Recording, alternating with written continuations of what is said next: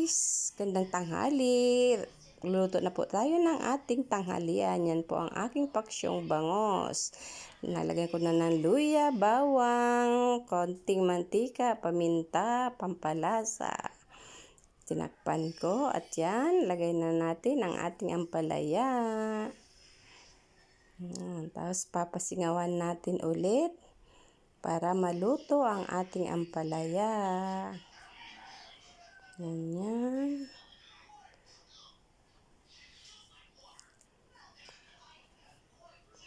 Tikman natin ulit kung okay na ang lasa ng ating paksyong bangos with ampalaya. Sarap yan, masustansya. Yan, okay na ang lasa. Yum, yum, yum na.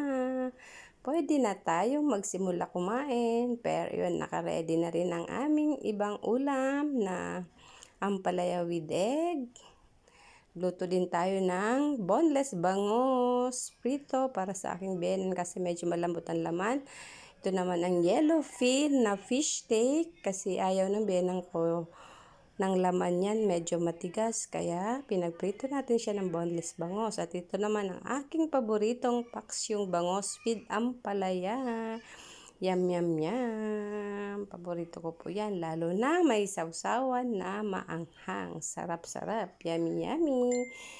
Yan po. Lunch is ready. Ready na po ang aming tanghalian. Maya-maya kakain na rin tayo.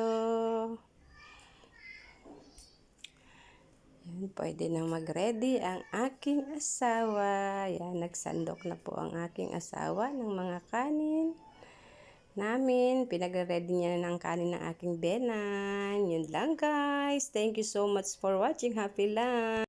God bless everyone.